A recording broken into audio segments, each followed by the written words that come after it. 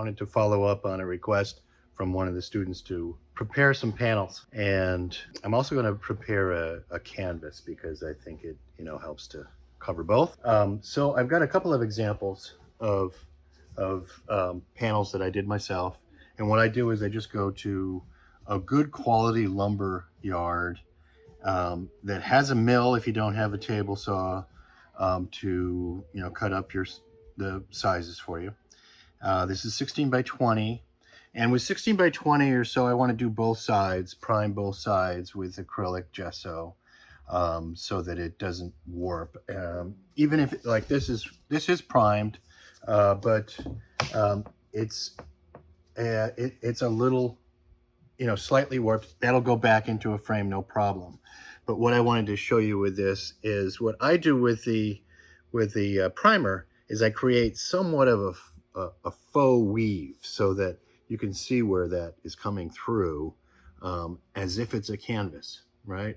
And that's just done by going back and forth, perpendicular and then reversing your the way that you brush it on. I'll show you that in a second. But so smaller than that, 12 by 16. I'd actually don't hardly, sometimes I'll prime the back, but it's not quite as necessary. And when I get it from the lumber yard, frequently the edges are a little rough, so you need to take some sandpaper and just smooth off the edges. This one is already done that way, but you'll see they can be a little rough if you do a bunch. And I'll have them do 3 4x8 panels, 4x8 foot panels, chop them up into what I use for regular size, sort of standard size proportions. I find the Utrecht gesso as being, the professional grade as being one of the best out there. So just FYI. But I also have a canvas. And what I've done is I've taken the keys, put them in the corners just to stretch it so that it's tighter, so that when you are putting pressure on there, you're not getting the frame itself to kind of rub up against the back of your canvas while you're working. And I wanted to show you what I do with this. So just getting a fair amount of the gesso on a brush. And I prefer so what I'm doing is I'm just adding another layer of the gesso that's already there. These are already primed. If you have a linen canvas that you're using, that weave is already slightly irregular. It's a little more natural, organic type of a weave. So that is really sweet to just paint on directly on the linen. But with the cotton duck, I prefer to have a little bit of a texture to it, even just an extra layer. But I'll get the brush to kind of go different directions, just making sure that I do cover, but just get a little more random stroke with it, so that you could, and I'm not trying to build up a faux weave here. I'm just trying to get another layer on there and get a little bit of a varied surface to work on, right? So, and I like working on the softer surface as well. The stretch canvas has a little give to it, slightly different feel. But panels lately have been what I've been gravitating towards. Just have some. This is a 22 by 28 canvas, and I have a few frames that are that size. So I'm going to do a few other canvases that are like this to fit those frames. And that's basically it. You want to use a brush. Even you can use the real cheap, sort of disposable, hardware brushes that you can get at Home Depot. But they do leave a fair amount of the bristles, the hairs of the brush left behind. So you kind of got to sand those off. For me, I can see that I've don't see any. This is a relatively, oh, it's a new brush, but a nylon brush, a little stiffer. So choose your basic brush. So that's good enough. I think I've got it covered enough anyway, with a slightly different texture to it, slightly different surface, versus my other panel, which is just the 12 by 16. And what I'm going to do is just get that first layer,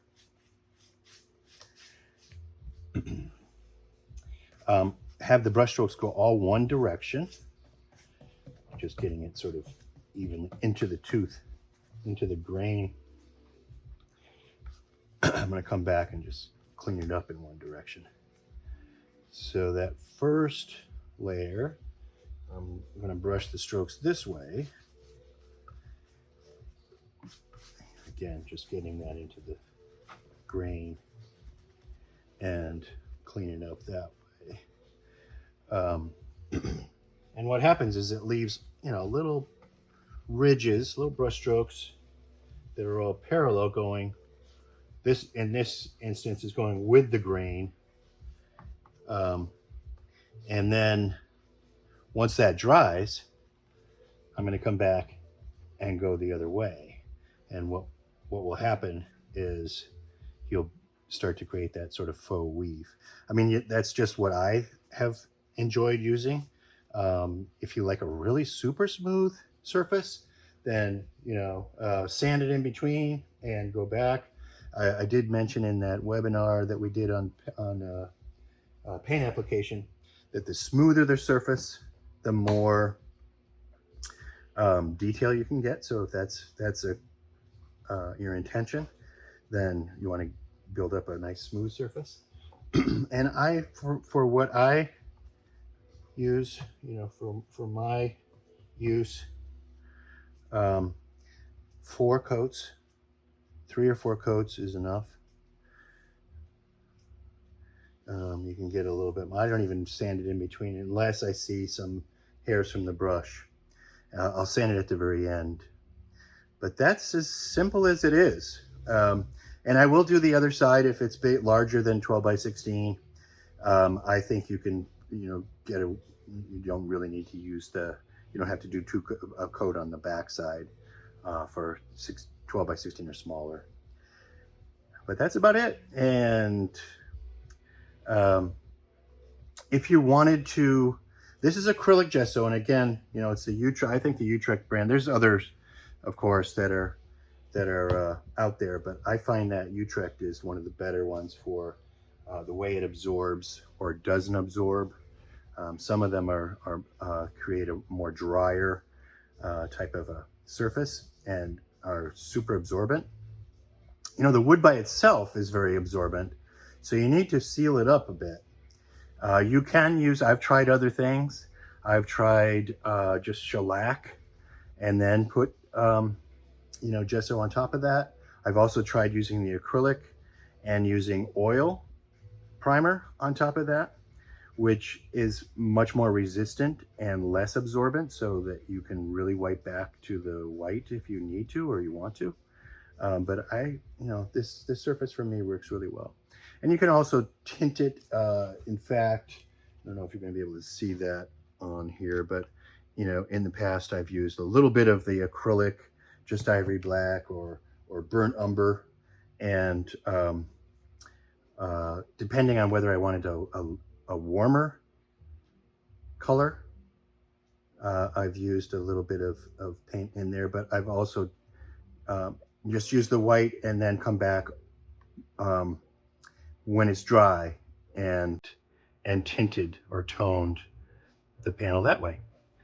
From scene to scene, framing your vision is the theme of this course and is designed for artists at all levels to explore new ways of seeing the world around them, to recognize the potential for subject matter in the everyday, and how to translate that into paintings that share your unique vision. My teaching experience includes 10 years at the San Francisco Academy of Art, Pixar Studios, and the California College of Art, and private workshops for 25 years. The class begins with a review of the principles of painting with an emphasis on composition and design. I do feel that composition is the make or break foundation of any artwork, but that it's also dependent on understanding the basic principles of value and color relationships, the use of contrast and bold shapes, of creating depth with overlap, aerial perspective, and managing edges. Learning how to simplify the complex and tips to manage the medium of oil are also covered and explained in this section in a straightforward way that the first module is a primer for the rest of the course. Gathering, analyzing, and editing reference material to explore painting options is the next part of the class. In Module 2, we'll dive into quick studies with a constant focus on the design potential, while at the same time strengthening skills in brush handling, how to simplify, edit, and critique your studies destined for larger studio paintings. The third module will focus on how to handle figurative elements in a scene. Gesture, proportion, editing, and grouping all need to be considered, but practice is ultimately the key, so this module focuses and encourages lots of that. The final part of the course, which in many ways can be seen as just the beginning, concentrates on how to develop larger studio paintings while implementing the principles put forward in the earlier modules. We'll also explore various palettes as options in the process, address paint quality, and techniques for working into a painting during multiple painting sessions. I do look forward to the opportunity to work with you.